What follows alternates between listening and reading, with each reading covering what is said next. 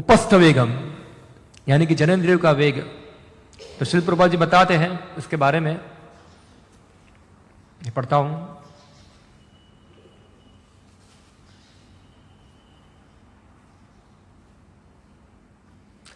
इसी प्रकार जनेंद्रियों के वेग या तो काम वासना के वेग को भी उन्हें अनावश्यक रूप से प्रयोग में ना लाकर वश में किया जा सकता है।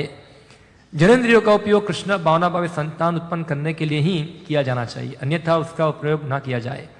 कृष्ण भावना भावित आंदोलन में विवाह को इसलिए प्रोत्साहन नहीं दिया जाता कि काम इंद्रियों को तृप्ति हो, अपितु कृष्ण भावना भावित संतान उत्पन्न करने के लिए ही दिया जाता है। जो ही बच्चे थोड़े बड़े हो जाते हैं उन्हें दलास या टेक्स्टास के गुरुकुल में भेज दिया जाता है, जहां उन्हें पूर्णतया कृष्ण भावनाभित भक्त बनने के लिए प्रशिक्षण किया जाता है। ऐसे अनेक कृष्ण भावनाभावित बच्चों की आवश्यकता है, और जो इस प्रकार की संतान उत्पन्न करने में सक्षम होता है उसे जनेंद्रियों का उपयोग करने दिया जाता है। श्रील प्रभुपाद जी का टिप्पणी है इसके ऊपर, जनेंद्रिय के वेग को कंट्रोल करना है, और ये जिसके जीभ नियंत्रण में नहीं है, जो जिसके जीभ नियंत्रण में नहीं, उसकी जनेंद्रिय भी नियंत्रण में होती नहीं है, यहाँ वो उसका कनेक्शन है वहाँ इसके साथ। तो क्या है, और खास करके आधुनिक युग के अंदर इस प्रकार जो काम इच्छाओं को नियंत्रित करना तो सबके लिए एक बहुत बड़ा चैलेंज, एक पड़कार के रूप में है यहाँ। इसलिए शास्त्र में बताया गया है जो लोग अपनी अनियंत्रित काम इच्छाओं को नियंत्रित नहीं कर सकते तो उनके लिए उपाय है विवाह करना। वो विवाह, मगर विवाह में भी नियंत्रण होता है। जैसे मैं आपको उदाहरण दूं, एक मेरे पास एक व्हीकल है, एक गाड़ी है, मैं गाड़ी का उपयोग करता हूं कुछ बाजार में चीज को खरीदने के लिए, कहाँ जाने के लिए, और अपना काम खत्म करके वापस गाड़ी लेके यहाँ आ जाता हूं। तो मैंने गाड़ी का उपयोग किया यहाँ। मगर कोई व्यक्ति ऐसे फालतू में चक्कर लगाएगा, गाड़ी घुमाएगा इधर उधर, खाली बस उसको मजा आ रहा है गाड़ी चलाने में इसलिए, तो क्या होगा, वो गाड़ी के वश में हो गया। क्या वो गाड़ी के वश में आ गया है। इसी प्रकार से जो व्यक्ति जो जनेंद्रिय का उपयोग जो है केवल संतान प्राप्त करने के लिए ही करता है, तो वो व्यक्ति उस प्रकार वो धर्म के आधार पे वो अलाउ है वहां। मगर कोई व्यक्ति केवल अपने इंद्रिय सुख के लिए ही जनेंद्रिय का उपयोग करता है तो व्यक्ति जनेंद्रियों के वेग में आ गया है वहां, उससे वशीभूत हो गया है वहां। और हम देखते हैं कि इस प्रकार कोई व्यक्ति एक बार वशीभूत हो गया है, बाद में उसको नियंत्रण करना उसके लिए खतरनाक हो जाता है वहां। इसलिए शास्त्र में बताया एक है वैध और एक है अवैध। अवैध यौन संबंध क्या है कि जो विवाह जीवन के बाहर अन्य पुरुष और स्त्रियों के साथ संबंध रखते हैं वो अवैध है, वो तो अवैध है ही। इवन विवाह जीवन के अंदर भी हमको जानना चाहिए कि वैध और क्या है और अवैध क्या है, ऐसा है।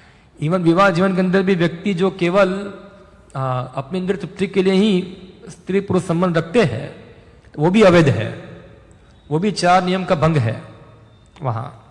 और आजकल हम देखते हैं कि कृत्रिम तरीके से लोग जो है ये अवैध हो या वैध हो इस प्रकार के यौन संबंध को रोकना चाहते हैं। खास करके श्री प्रभुपाद जी आगे बताए गए, मैं तात्पर्य पढ़ता हूं यहां। जहां तक जनेंद्रियों के वेगों का प्रश्न है वे 2 तरह के हैं, एक है उचित और एक अनुचित, यानी कि लीगल और इनलीगल। जो यह शास्त्रों की विधि विधान के अनुसार विवाह कर सकता है और अपनी जनेंद्रियों का उपयोग उत्तम संतान उत्पन्न करने के लिए कर सकता है, यह वेद तथा धार्मिक है। अन्यथा वह किसी प्रकार के नियंत्रण के बिना अपनी काम इच्छाओं की तृप्ति के लिए अनेक कृत्रिम साधनों का प्रयोग करता रहेगा। जब यानी कि अगर कोई धर्म के अनुसार वेद संबंध नहीं रखता है, उद्देश्य क्या है, संतान उत्पत्ति, अच्छे पुत्र को प्राप्त करना, अगर वो उद्देश्य नहीं है और वो उद्देश्य के बिना अगर वो यौन में लिप्त होता है वहां, तो वो क्या हो जाएगा, वो इंद्रियों के वेगों से नियंत्रित हो जाएगा वहां। फिर क्या होगा, प्रभुपाद जी लिखते हैं यहां, ऐसा व्यक्ति जो है कृत्रिम साधनों द्वारा अपनी कामनाओं को संतुष्ट करने का प्रयत्न करेगा। जैसे कि आज हम देखते हैं, आज फेमस है फैमिली प्लानिंग। हाँ, स्त्रियों के लिए एक बच्चा, 2 बच्चा हो गया, ऑपरेशन कर दो, लॉक कर दो। और पुरुषों के लिए क्या है, नसबंदी कर दो और फिर अपना अवैध संबंध चालू रखो।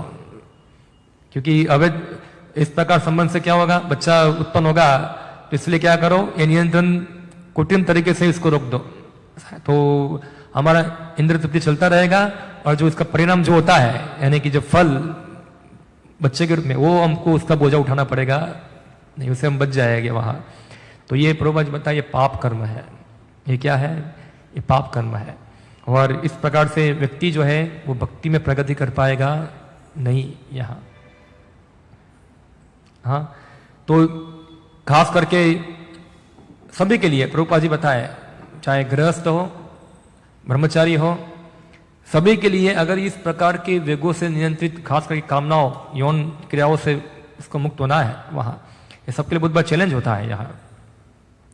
कैसे हम मुक्त हो सकते हैं, तो उसके प्रशिक्षण चाहिए, अच्छा ट्रेनिंग चाहिए, बचपन से ही ट्रेनिंग होना चाहिए।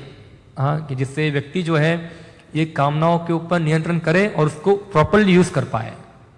प्रभुपाद जी लेटर है ऐसा, भक्त लोग होते हैं, नपुंसक नहीं होते हैं, मगर भक्त लोग जानते कहां कौन सी जगह पे किसका उपयोग करना है वहां। तो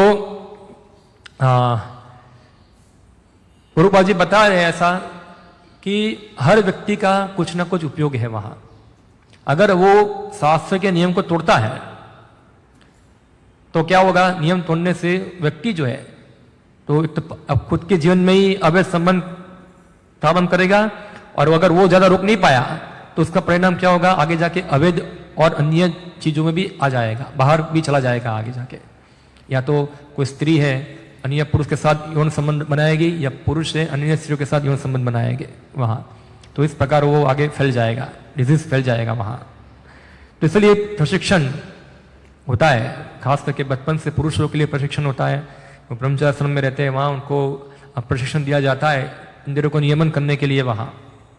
और इस प्रकार से अच्छा वो ब्रह्मचारी जो है वो अच्छा गृहस्थ आश्रम में प्रवेश कर सकता है, और वो उससे बाहर भी आ सकता है, उससे बाहर भी निकल सकता है।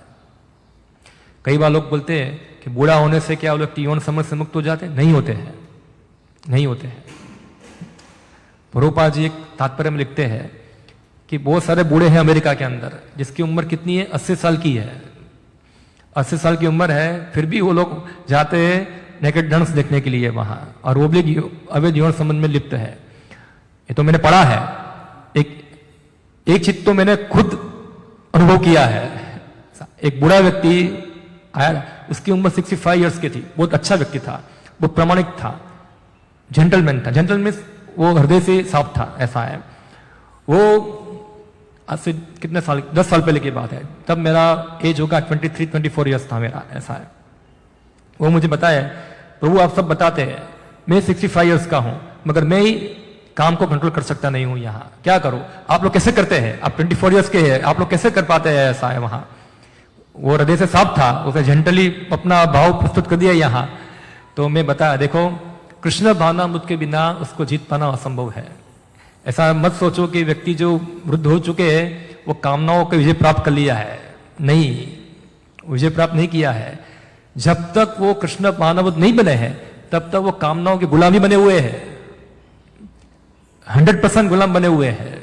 इसलिए तो बूढ़े होने के बाद वो वानप्रस्थ नहीं ले पाते, वानप्रस्थ आश्रम में नहीं आ पाते, स्त्री को नहीं छोड़ पाते। क्यों? उनको चाहिए, वहां चाहिए, उनको ये सब कामनाएं चाहिए। मगर जो व्यक्ति वास्तव में जीता हुआ है वो निकल जाएगा वहां से, तुरंत निकल जाएगा वहां से। ऋषभदेव थे, परीक्षित महाराज थे, भरत महाराज थे, आप देखो ये सब राजर्षि थे, ऐसा है। वो लोग इंद्रियों के वेग में नहीं थे वहां, वो उसके वसीभूत नहीं थे वहां। तो इसलिए ऐसा नहीं है कि व्यक्ति इस प्रकार से वो कामनाओं को जीत सकता है, आर्टिफिशियली जीत नहीं पाएगा वहां। क्या तरीका है उसको कामनाओं पे जीत विजय प्राप्त करने के लिए? श्री प्रभुपाद ने अलग अलग तरीके बताए हैं कामनाओं पे विजय प्राप्त करने के लिए। सबसे पहला तरीका है कि हमको पहले हम नेगेटिव चीज देते हैं, बाद में पॉजिटिव चीज पे हम जाएंगे। हम अपनी कामनाओं, हम अपने आप को जानबूझकर ऐसी स्थिति में ना रखे जिससे हमारी कामनाएं बढ़े। जानबूझकर जितना हो सके इतना हम अपने आप को ऐसी स्थिति में रखें जहां हमारी कामनाओं पे नियंत्रण हो। सबसे पहला उपाय ये नेगेटिव चीज है, उस सबसे नियम हम बोलते हैं ना, ऐसा ये नियम है। ऐसा जानबूझ के अपने आप को ऐसी स्थिति में मत रखो। कोई त्यागी है तो उनको चाहिए वो जितना हो सके उतना विरुद्ध जो व्यक्ति है उससे दूर रहे। पहला तो ये उपाय है। खास करके हम देखते हैं ब्रह्मचारी लोग हो गए, वो लोग खास करके पुस्तक वितरण करने में जाएंगे वहां, तो उनको बहुत बार विरुद्ध जो है स्त्रियों का संपर्क रहेगा वहां उनके साथ। तो उनको क्या करना चाहिए, उनको हनुमान जी को याद करना चाहिए। रामायण पढ़ा है, रामायण में सुंदरकांड पढ़ा है तो पढ़ो, सुंदरकांड पढ़ो। हनुमान जी लंका में गए थे, किसको ढूंढने गए थे? सीता को ढूंढने गए थे वहां। और लंका में रात को पूरा पार्टी चल रहा था वहां, हर रोज रात को पार्टी चलता है वहां। और वहां सब स्त्रियां अस्त व्यस्त पड़ी थी, उनके कपड़े अस्त व्यस्त थे। हनुमान जी वहां जाके देखा, मैं कहाँ गया, इधर ऐसा है, कौन सी जगह में मैं ब्रह्मचारियों में इधर आ गया, मैं कौन सी जगह पे आएगा। मगर हनुमान जी ने तुरंत याद किया, मैं क्यों आया हूं? राम की सेवा के लिए आया हूं, इधर ऐसा है, मेरा टारगेट क्या है? राम की सेवा करना, सीता को ढूंढना। तुरंत उन्होंने क्या कर दिया, अपनी सेवा को याद करके वो अपना काम करना चालू कर दिया। तो भक्तों को भी जो इस प्रकार जाते हैं उनको चाहिए कि हम चैतन्य महाप्रभु की सेवा करने जा रहे हैं, ऐसा है बाहर। तो वो भक्त क्या होगा, हमेशा प्रोटेक्टेड रहेंगे, वो कभी डिस्टर्ब हो गए नहीं, क्योंकि उनको उनके माइंड में फिक्स है सर्विस, सेवा सेवा सेवा सेवा सेवा सेवा। तो उनको सेवा के अलावा और कुछ सामने दिखेगा ही नहीं, आएगा फिर भी दिखेगा नहीं वहां कोई चीज। तो इस प्रकार से अपने चेतना को ट्रेन करना वहां। और घर के अंदर भी जो गृहस्थ भक्त लोग रहते हैं, तो गृहस्थ भक्तों को भी इस प्रकार प्रशिक्षण होना चाहिए उनका वहां, वरना वो लोग भी क्या होंगे, नियंत्रण में आ जाएंगे। और ज्यादातर जो पतन होता है, ऐसा नहीं कि ब्रह्मचारी सन्यासी का पतन होता है, ब्रह्मचारी सन्यासी का पतन दिखता है, गृहस्थ का पतन दिखता नहीं है, वो छुपाते हैं। और वो ज्यादा डेंजर है। जिसका दिखता है उसका तो उपचार किया जा सकता है, जिसका दिखता नहीं है उसका उपचार नहीं हो सकता। इसका उपचार करना बहुत मुश्किल होता है वहां। तो क्या किया जाए, व्यक्ति को हृदय से सिंसियर होना चाहिए, गंभीर होना चाहिए। प्रभुपाद जी बताते संकल्प द्वारा व्यक्ति जो है एक कामनाओं के ऊपर विजय प्राप्त कर सकता है। एक उदाहरण देते हैं श्री प्रभुपाद जी, जैसे किसी व्यक्ति को कल उपवास करना है, चलो कल जन्माष्टमी है, कल पूरा दिन कुछ खाना नहीं है, निर्जला करना है, आपको एक दिन पहले बता दिया गया है, तो आप अपने आप को प्रिपेयर कर लोगे ना कि मुझे कल कुछ खाना नहीं है, संकल्प ले लिया आपने, तो आप कल उपवास कर लेंगे। मगर आप संकल्प नहीं किया और आप उपवास करने जाएंगे, 2 घंटा उपवास करेंगे, तीसरे घंटे खा लेंगे आप, क्या होगा कि आपका संकल्प था वो स्ट्रांग नहीं था। तो व्यक्ति को संकल्प द्वारा एक कामनाओं को विजय प्राप्त कर सकते हैं वहां। केवल संकल्प भी नहीं चलेगा, वो तरीका भी है, प्रभुपाद जी ने एक तरीका बताया इसके लिए। अगर कोई व्यक्ति बहुत ज्यादा भौतिक कामनाओं से परेशान है, बहुत परेशान है, तो उनके लिए क्या उपाय है कि वो भगवान का अर्चन करे। क्या करे? भगवान का अर्चन करे। क्यों अर्चन बताया गया है, क्या कारण है उसका? क्योंकि जब भगवान के सामने जाएंगे तो आपको आपके मन को जबरदस्ती कंट्रोल करना पड़ेगा क्योंकि भगवान सामने जाएंगे तो आपका मन जो है उल्टा फुल्टा उड़ा सब सोचना बंद करना पड़ेगा उसको केवल और केवल भगवान की सेवा के बारे में सोचना पड़ेगा उसको वहां। और अर्चन विधि इतना एलोबरेट है पूरा। अभी तो जो हम अर्चन करते हैं वो तो बहुत सिंपल है, वो जो रियल में अर्चन है जिसमें पंचरात्रि विधि के द्वारा भगवान का पूजा होता है, अंदर उनको सब आइटम ऑफर की जाती है, उपचार कहते हैं उसको, उपचार 16 उपचार है, 64 उपचार है, वो अर्पण करना होता है, सब उपचार अर्पण करना होता है, वो उसके अंदर उपचारों का मंत्र उच्चारण करना पड़ता है। तो ऐसे ऐसे मन जो है क्या होता है धीरे धीरे पवित्र होता है वहां। तो रेगुलेटर से क्या होता है कि मन जो है इस प्रकार की वृत्ति से बाहर निकल जाता है वहां। तो सेकंड तरीका है अर्चन करना, और एक तरीका है हरे कृष्ण महामंत्र का जप करना। क्या करना चाहिए? हरे कृष्ण महामंत्र का जप करना चाहिए। हाँ, ध्यान पूर्वक भगवान को प्रार्थना करके उसका जप करना चाहिए। तो इससे क्या होगा? व्यक्ति कामनाओं से मुक्त हो जाएगा और अपने आप को भगवान की सेवा में व्यस्त रखना है। क्या रखना है? व्यस्त रखना है, बिजी रहना है सेवा के अंदर। फ्री रहना नहीं है। जो फ्री है समझो वो क्या है? वो माया में गिरा हुआ है, वो माया उसको पकड़ लिया है वहां से। सेवाओं में व्यस्त रहना, एक मिशन बनाना चाहिए भगवान की सेवा के लिए कि आज मैं भगवान के सेवा का प्लानिंग कर करके, तो मन जो है हमेशा भगवान में ही रत रहेगा, कृष्ण भावनाओं का चिंतन ही करेगा और सब फालतू फालतू विषयों के बारे में चिंतन करेगा नहीं। ये जो मन थोड़ा ही कृष्ण भावना मुझसे दूर होता है, तुरंत माया उसको पकड़ती है वहां से। तुम क्यों कृष्ण भक्ति करते हो? वो माया उनको उसको आकर्षित करती है वहां। तो ये थोड़ा अभ्यास होना चाहिए। और हमारा डीलिंग में भी, हमारे व्यवहार में, हमारी चेतना में, ये सब का अभ्यास हमको करना है।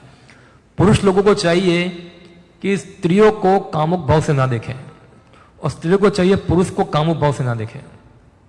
वो हमको उसका अभ्यास करना चाहिए। पुरुष को चाहिए स्त्री हो, चाहे वो उससे उम्र में बड़ी हो या छोटी हो, किस प्रकार देखें? हम क्या बोलते हैं? माता के समान देखें। और स्त्रियों को चाहिए कि पुरुष हो, चाहे उससे उम्र में बड़ा हो या छोटा हो, किस प्रकार देखना चाहिए? पुत्र के समान देखना चाहिए। ये इस प्रकार का मनोभाव हमको ट्रेन करना चाहिए। हमारे मन को प्रशिक्षण देना चाहिए वहां, बार बार मन को डंडा मारना चाहिए वहां। तो धीरे धीरे क्या होगा? मन इस प्रकार ट्रेन होगा और हम जो है ये हमारा स्वभाव हो जाएगा, फिर हमारी आदत हो जाएगी ऐसा, इस प्रकार सोचना, इस प्रकार व्यवहार करना, वो हमारी आदत में आ जाएगा वहां। अगर हम इस प्रकार ट्रेन नहीं करेंगे तो आज तो पूरा समाज ऐसा ही है, पूरा भयंकर, हमेशा लोगों को इस प्रकार ट्रेन करते हैं, तो वो हमारी चेतना में चला जाएगा, तो हमारा संस्कार बन जाएगा ऐसा है। तो उसको हमको वहां से प्रशिक्षण मिलना चाहिए वहां। फिर श्री प्रभुपाद जी बताते हैं कि अगर वो कामनाओं से मुक्त होना चाहता है तो उसको चाहिए कि भगवान की गोपी लीला को सुने, उनको याद करे, गोपियों का स्मरण करे, गोपी लीला को सुने। मगर ये किसके लिए है? जो भक्त उन्नत है, मगर फिर भी उन्नत अवस्था के अंदर भी कई बार भगवान की माया शक्ति से प्रभावित होता है, ऐसे भक्तों के लिए ये सुनना बहुत जरूरी है। क्योंकि भगवान की गोपी लीला सुनने से कामना खत्म हो जाती है। प्रभुपाद जी लेटर में बताया ऐसा, उसका अनुकरण नहीं करना है। अगर कनिष्ठ अवस्था में व्यक्ति गोपी लीला को सुनता है तो उसका परिणाम क्या आएगा? उल्टा आएगा पूरा, और उसके लिए डेंजर हो जाएगा। दवाई नहीं बनेगी, वो क्या बन जाएगा? वो उसके लिए पॉइजन बन जाएगा वहां। मगर वास्तव में दवाई है, भगवान की गोपी लीला के बारे में सुनेंगे ऐसा है। तो भागवत में बताते हैं, सुखदेव गोस्वामी बोलते क्या? वृद्ध काम रोग नष्ट हो जाता है, उससे नष्ट हो जाता है वहां। तो भगवान कृष्ण का स्मरण करना, कृष्ण का नाम है मदन मोहन। मदन मोहन का अर्थ क्या होता है? जो मदन का क्या करता है? मर्दन करता है वहां। तो भगवान कृष्ण मदन मोहन है, वो सभी कामनाओं को खत्म कर देते हैं। अगर हम कृष्ण भावनावित बनते हैं, अगर हम कृष्ण का चिंतन करते हैं, अगर हम कृष्ण से आकर्षित होते हैं, तो उस अनुपात में हमारा भौतिक आकर्षण खत्म हो जाएगा।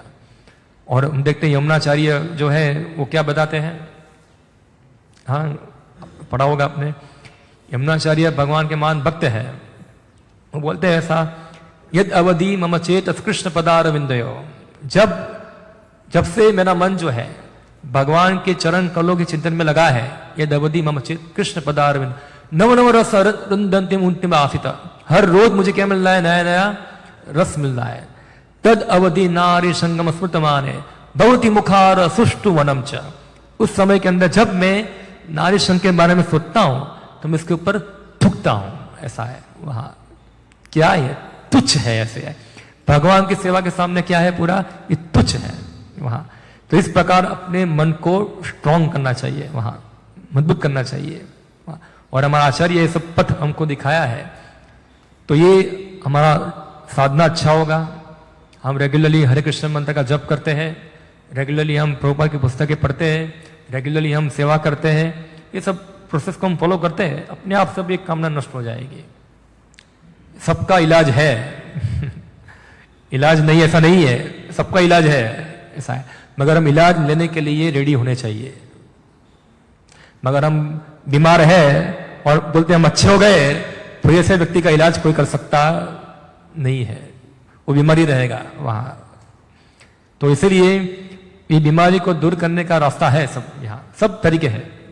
भगवान कृष्ण भक्ति है, इतनी एन्चेंटिंग है, ऐसा है कि उससे व्यक्ति इवन नया भक्त भी होता है, वो सब वेगों को पार कर जाता है वहां से, अगर वो प्रॉपरली गुरु के मार्गदर्शन में प्रॉपरली साधना भक्ति को गुरु साधु और शास्त्र के मार्गदर्शन में उसको पालन करे, उसको फॉलो करे।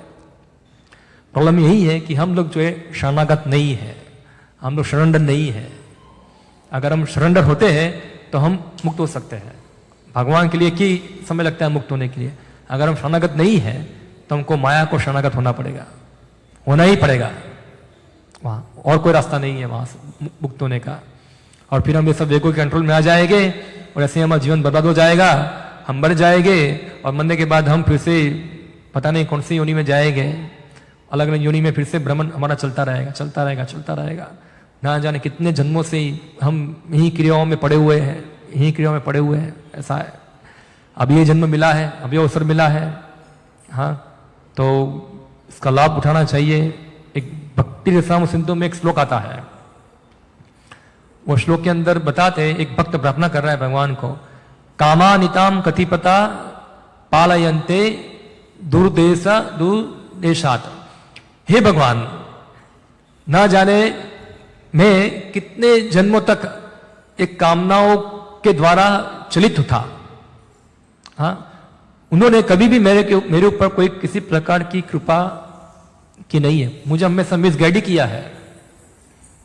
ये प्रार्थना आप भक्ति रसायन सिंधु पढ़ेंगे उसमें भी आता है और यह श्लोका बुक के अंदर भी आता है। यह प्रार्थना जो है कि भगवान ना जाने कामनाएं जो है हमेशा मुझे दुर्दशा, मुझे मिसगाइड किया है हमेशा। अभी मुझे क्या हुआ है,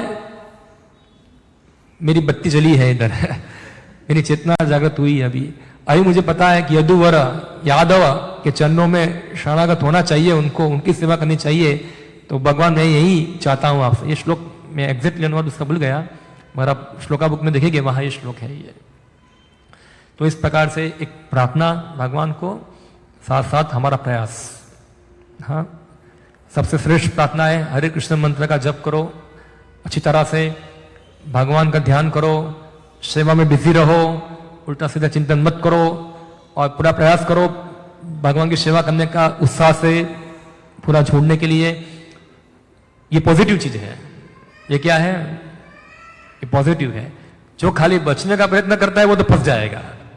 जैसे श्री प्रभु जी बताते हैं कि अगर किसी को एग्जाम में पास होना है तो वो सोचता है कि 35 मार्क्स से क्या हो जाता हूं मैं, पास हो जाऊंगा। वो 35 मार्क्स का ही प्रिपरेशन करेगा तो क्या होगा, वो फेल हो जाएगा। मगर को टारगेट करेगा कि मुझे 100 में से 100 लाना है तो कम से कम 90 तो आ जाएगा 80 भी आ जाएगा। पास तो क्या भूल जाएगा वो, वहां से पास तो भूल जाओ, पास तो सेकेंडरी हो जाएगा, ऊपर से और आगे उसका मार्क्स ज्यादा आएगा। तो हमारा प्रयास ये होना चाहिए, पॉजिटिव होना चाहिए कि हम यही जन्म के अंदर कृष्ण भावनाभूत बनना चाहते हैं और इसके लिए जो भी करना पड़े हम करेंगे। भगवान की पुण्य शरणागति लेंगे, हमारे अंदर जो समस्याएं हैं वो समस्या को हम दूर करेंगे, हम पूरा लिप्त हो जाएंगे मिशन के अंदर प्रभुपाद जी के, और फिर गुरु हरि गुरु वैष्णव की कृपा से ये सब जो भौतिक व्यूस है वो क्या सब शांत हो जाएंगे वहां, और इससे भक्त वो प्रसन्न हो जाएगा। एवं प्रसन्न मनसो भगवत भक्ति योग था भगवत तत्व विज्ञानम मुक्त संगत जायते, भागवतम बताते हैं ऐसा। तो सब प्रकार की समस्या का समाधान है कृष्ण भावनामृत में है, हमको खाली ग्रहण करना है। थियरिकल सब क्लियर है, प्रैक्टिकल थोड़ा मुश्किल है। क्यों मुश्किल है, क्योंकि हमारा संगत इस प्रकार का है। उस दिन दामोदर प्रभु बताए थे, हाँ, हम लोग जिस प्रकार के समाज में रहते हैं वो समाज बड़ा घटिया है। तो हम कितना ही प्रयास करें उस समाज से बचने का, हम पे उसके छिड़के तो उड़ते ही है वहां। इसलिए एक व्यक्ति के प्रयास से व्यक्ति माया को लांघ पाएगा नहीं। उसको चाहिए अन्यों की मदद ले, अन्यों की मदद ले, यानी कि अन्यों के संग में आए, अन्यों की संगति करे। घर परिवार है तो परिवार के अंदर पति पत्नी एक दूसरे को हेल्प करे, ना कि दोनों ही माया में गिर जाए वहां। तो फिर क्या हो जाए, फिर तो पूरा खत्म हो गया, वहां फिनिश हो गया। मगर परिवार में है तो पूरा परिवार एक साथ मिलकर भगवान की सेवा करने का संकल्प ले, भक्तों का संग में रहे, भक्तों की संगति में रहे। हाँ, तो इससे क्या हो जाएगा, ये सब चीज खत्म हो जाएगी वहां से। तो ये तरीका है यहाँ। तो यहाँ मैं समाप्त करता हूँ। ये जो श्लोक है पहला उसको, और जो व्यक्ति इस प्रकार की चीजों के ऊपर विजय प्राप्त करता है वो गोस्वामी है। मैं लास्ट पैराग्राफ पढ़ता हूँ, श्री प्रभुपाद लिखते हैं, निष्कर्ष यह है कि जो कोई वाणी, मन, क्रोध, जीभ, उदर तथा जनेंद्रिय इन 6 को वश में कर सकता है उसे स्वामी या गोस्वामी कहा जा सकता है। वो स्वामी है या गोस्वामी है। स्वामी का अर्थ है मालिक तथा गोस्वामी। गोस्वामी का अर्थ है गो यानी कि इंद्रिया, और स्वामी का अर्थ है उसका मालिक। जब कोई संन्यास ग्रहण करता है तो वह स्वतः स्वामी की उपाधि धारण कर लेता है। जो कोई संन्यास लेता है उसको स्वामी बोलते हैं ना, फलाना फलाना स्वामी। और श्री प्रभुपाद जी तमा कृष्ण महाराज को संन्यास दिया तो उनका नाम क्या रखा, तमा कृष्ण गोस्वामी रखा। स्वामी रखा नहीं, गोस्वामी रखा। प्रभुपाद जी बताया उनको क्यों तुम्हारा नाम गोस्वामी रखा। ऐसा है कि तमा कृष्ण महाराज को बताया, प्रभुपाद जी तुम युवान हो, तुम्हारा शादी हुआ था, तुम्हारी ब्यूटीफुल पत्नी है, तुम सब छोड़ के भगवान की सेवा में आ गए थे, तुम कौन हो, गोस्वामी हो। ऐसा है, इसको बनाए रखो। ऐसा है, ये क्या है, ये जो टाइटल है उसको जीवन पर बनाए रखो, पतित मत होना। ऐसा श्री प्रभुपाद ने बताया तमा कृष्ण महाराज को। तो गोस्वामी मिलता है टाइटल। फिर आगे बताते हैं, इसका अर्थ यह नहीं होता कि वह अपने परिवार, जातीय समाज का स्वामी है, अभी तो उसे अपने इंद्रियों का स्वामी होना चाहिए। हम इसके बारे में गीता में बहुत सारा है। कौन है हमारा शत्रु? हमारी अनियंत्रित इंद्रिया ही हमारा शत्रु है। या 7वां स्कंद पढ़ेंगे भागवतम का, 7वें स्कंद के अंदर प्रहलाद महाराज हिरण्यकश्यप को बोलते हैं, तुम बोलते हो विष्णु तुम्हारा शत्रु है, वो शत्रु तुम्हारा नहीं है। शत्रु है तुम्हारा अनियंत्रित मन और अनियंत्रित इंद्रिया, वो तुम्हारा शत्रु है। जानो क्या है। तो ये समझना है ऐसा। जब तक कोई अपनी इंद्रियों का स्वामी नहीं ना हो ले तब तक उसे गोस्वामी नहीं करना चाहिए, अभी तो उसे गोदास अर्थात इंद्रियों का दास कहना चाहिए। वृंदावन के 6 गोस्वामियों के पद चिन्हों पर चलकर समस्त स्वामियों तथा गोस्वामियों को भगवान की दिव्य प्रेममय सेवा में लग जाना चाहिए। इसके विपरीत जो गोदास है वे इंद्रियों की सेवा में या भौतिक जगत की सेवा में लगे रहते हैं, उनके पास कोई अन्य कार्य नहीं रहता। प्रहलाद महाराज ने गोदास का और अधिक वर्णन अदांत गो के रूप में किया है, जो ऐसे व्यक्ति का सूचक है जिसकी इंद्रियां संयमित नहीं है। ऐसे अदांत गो कृष्ण का दास नहीं बन सकता। क्या श्लोक है, कौन बताएंगे? ये सब श्लोक याद करने चाहिए। हम याद करेंगे हमको पता चलेगा कौन है गोदास और कौन है गोस्वामी। बहुत फेमस श्लोक है, कौन बताएंगे?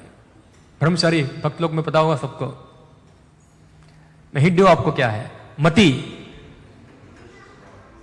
मतिर्न कृष्णे परतो श्रतो वा मिथो अभिप्रत्यत गृह व्रतानाम अदांत गोबीर विशताम तमिश्र पुनः पुनः चर्वित चर्वना नाम। याद कर लो इसको। क्या है, क्या है? मतिर्न कृष्णे परतो श्रतो वा। जो व्यक्ति की मति है, मति यानी कि बुद्धि, वो कृष्ण में लगती नहीं है, ना तो खुद के प्रयास से, न अन्यों के प्रयास से, न सबके कंबाइन प्रयास से भी लगती नहीं है। मतिर्न कृष्ण परतो स्वतो और वा मिथो अभिप्रत्यत गृह व्रता नाम। और जिन लोगों ने घर में रहने का व्रत ले लिया है, व्रत यानी कि बताया ना व्रत, मैं ये घर कभी नहीं छोड़ूंगा, यही मेरा घर है, उसको पकड़ लिया है। ऐसा है, इसको कहते हैं गृह व्रत, यानी कि जिसका जीवन जो है केवल घरों के आजू बाजू में पड़ा हुआ है। और घर यानी कि क्या है? वही आहार, निंद्रा, भय और मैथुन, ये चारों के केंद्रित है पूरा। उसको कहते हैं गृहव्रत। अदांत गोपी गृहव्रता नाम, अदांत गोपीर विसताम तमिश्र। ऐसा व्यक्ति जो है वो अदांत गो है, यानी कि वो इंद्रियों का क्या है? गुलाम बन चुका है। ऐसा है अदांत गो। विषताम तमिश्र, विषताम विषयों के अधीन होकर, तमिश्र, तमिश्र यानी कि अंधकार, अंधकार में गिरा हुआ है बार बार। और क्या करता है? पुनः पुनः चर्वित चरवना नाम, बार बार वही चबाता है जो पहले चबाया था। वही कुत्ते की योनि में किया था, वही सुअर की योनि में किया था, वही देवता की योनि में किया था, वही भी मनुष्य योनि में कर रहा है। अभी वही कंटिन्यू हो रहा है सब, यही आहा निद्रा में मिथुन, आहा निद्रा में मिथुन, आहा निद्रा में मिथुन, चलता रहता है, चलता रहता है। पुनः पुनः चर्वित चरवना नाम। उससे निकलने का प्रयास करता, क्योंकि वो इंद्रियों का गुलाम बन चुका है। अभी खुद के प्रयास से भी निकलता नहीं है, दूसरे लोगों का प्रयास से भी निकलता नहीं है, दोनों का कंबन से भी निकलता नहीं है। ऐसा व्यक्ति क्या है? अदांत गो। तो हमको अदांत गो नहीं बनना है, हमको गोस्वामी बनना है, प्रयास करना चाहिए। वरना ये जो युद्ध है माया का, सामने हम युद्ध करने जा रहे हैं, ये बहुत बड़ा युद्ध है। ये युद्ध के अंदर आलतू फालतू लोग नहीं चलते हैं। इसके अंदर कृष्ण भक्ति कोई ऐसा नहीं, खाली रिक्रिएशन नहीं है। रिक्रिएशन को क्या बोलेंगे हम लोग? मनोरंजन। खाली संडे के दिन आना, कीर्तन करना, प्रसाद लेना, चीट चैट करना और घर जाके फिर हरे कृष्ण करना। ये कृष्ण भावनामत है, ये बहुत बड़ा युद्ध है। किसके साथ? माया के साथ। जब कोई कृष्ण भक्ति स्वीकार करता है तभी वो माया के सामने युद्ध जाहिर करता है वहां। अभी तो हमने युद्ध डिक्लेयर किया ही नहीं है। अभी तो माया बोलता है वो क्या युद्ध करेगा, ऐसा है, पर तो उड़ जाएगा यहां से। तो कुछ भी नहीं है। युद्ध डिक्लेयर करना है कि उसको फाइट करना पूरा वहां, ऐसा। तो फाइटिंग चल रही है हमारे कृष्ण भक्ति में, और उसमें विजय व्यक्ति हो सकता है अगर वो ये उपदेशामृत के सिद्धांत को पालन करे। ये गोस्वामियों ने हमारे आदेश दिए हैं, हमको इस उपदेश दिए हैं, उसके चरण चिन्हों को हम फॉलो करेंगे तो हम माया के युद्ध में हम विजयी होंगे। अगर हम उसको नेग्लेक्ट करेंगे, हम शरणागत नहीं होंगे हाँ उपदेशों को, और हम बोलेंगे मैं कृष्ण भक्त हूं, तो वो तो गोदास हो गया। अभी कपड़ा पहना है कृष्ण भक्ति का, मगर हो रहा है गोदास। हमको प्रामाणिक होना, हमारे हृदय पे हाथ रख के देखो, क्या हम पूरी दुनिया को हम चूना लगा सकते हैं, भगवान कृष्ण को चूना लगा सकते नहीं है। रखो हाथ इधर, क्या बोल रहा है हृदय कि हम कृष्ण भक्त हैं कि हम गोदास हैं, क्या है? हाथ रखो इधर, क्या आवाज आ रहा है देखो अंदर से। तो प्रमाणित होना चाहिए हमको यहां से। तो प्रामाणिक हो गए तो भगवान की कृपा होगी हमारे ऊपर। अगर हम खाली बस ऐसे ही हवा में रहेंगे, मैं तो कृष्ण भक्त हूं, ठीक है, भगवान बोले को कृष्ण भक्त बनाओ तुम, ऐसा है, और उसको माया का गुलाम बनाओ उसको वहां जाके। तो योगदेशामृत पढ़िए, समझिए, जानिए। ऐसा नहीं है कि हम सब परमहंस हैं। अगर कम से कम समझा होगा हम लोगों ने तो वो डायरेक्शन में हम कार्य कर सकते हैं। आप बोलेंगे प्रभु जी बड़ी बड़ी बातें करते हैं, खुद कैसे है? मैं भी आपके जैसा ही हूं, आपसे भी निम्न हूं वहां, मगर मुझे पता है क्या करना है, मुझे रास्ता पता है क्या करना है, उस डायरेक्शन में जाना है। कैसे पता है? गुरु के माध्यम से पता है, शास्त्रों के माध्यम से पता है, और मैं आपको वही रास्ता बता रहा हूं क्या है। रास्ता पता है, अभी हमको चलना है वहां। ओके, हरे कृष्णा। कोई कमेंट, कोई क्वेश्चन हो तो नाम पूरा करें। हाँ,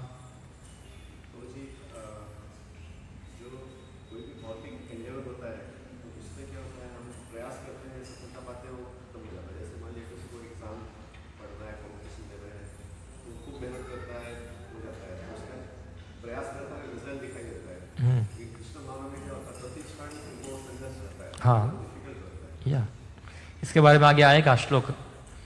3 नंबर का क्या है उपदेशामृत में? 3 नंबर का श्लोक कौन सा है? कौन जानते हैं? कौन बताए? देखो ये हमको पता नहीं, इसलिए हमको प्रॉब्लम होता है। कौन बताएगा? चक्रधारी प्रभु बोलो क्या है? हाँ, फिर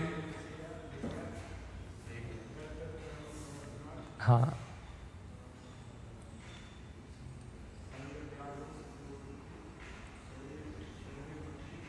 हाँ, क्या अनुवाद है उसका?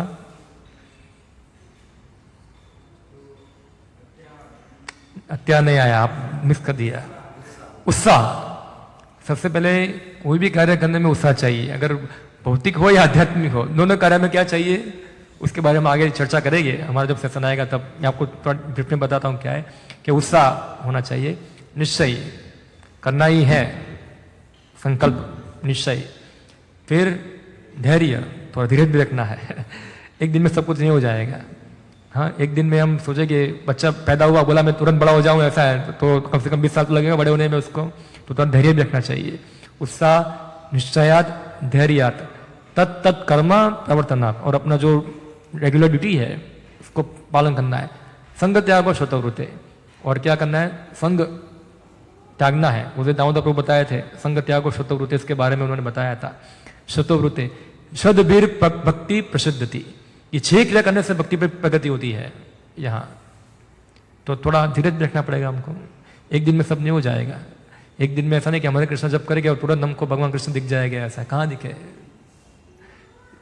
धीरज, हमारा कार्य है कृष्ण की सेवा करना, सेवा करते रहो, सेवा करते रहो। भगवान जब प्रसन्न हो गया हमारी सेवा से तो हमको उद्धार करेंगे, ऐसा है। हमारा जो कार्य हमको दिया गया है, जो हमारा जुरिडिक्शन में जो कार्य है वो हमको शरणागत होकर बलपूर्वक करना है, इसलिए हमको कोई कचास नहीं छोड़नी है और साथ साथ धैर्य रखना है, फिर कृष्ण देखेंगे क्या है। तो ये अगर इस प्रकार मनोवृत्ति रहेगी तो हम भक्ति में स्थिर रह पाएंगे। युद्ध है, नो डाउट वो युद्ध है, युद्ध छोड़ के कोई लोग भाग जाते हैं। कुछ लोग होते हैं युद्ध में इतना डिस्टर्ब हो जाते हैं, बोला अभी युद्ध हमसे नहीं होगा, अभी ये भक्ति हमसे नहीं होगी, अभी आप भक्ति करो, अभी हम वापस हथियार सब नीचे रख देते हैं वहां। मगर वो हथियार को बार बार चलाना है, प्रैक्टिस करना है उसका, और भक्तों की संगति में हथियार अच्छा चलता है। आपको ज्यादा अनुभव होगा क्योंकि आप इतने समय से इधर आते, हर रोज माला करते, भक्ति करते। आप पहले मुंबई में भक्ति कर रहे थे, अकेले लड़ाई कर रहे, अभी कुछ फर्क लग रहा है आपको लड़ाई करने में? हाँ, अभी थोड़ा स्ट्रेंथ मिला है, शक्ति मिला है। वहां क्या था, शक्ति क्षीण हो रहा था हमारा, यहाँ थोड़ा शक्ति मिलता है। तो यही है, भक्तों की संगति में शक्ति मिलेगी यहाँ, ऐसा है। और वो शक्ति से हम धीरे धीरे धीरज रखेंगे थोड़ा, तो सब दूर हो जाएगा सब इस प्रकार से। ठीक है, ओके। हरे कृष्णा। प्रभुपाद की जय, उपदेशामृत की जय, गौर प्रेमानंदे हरि।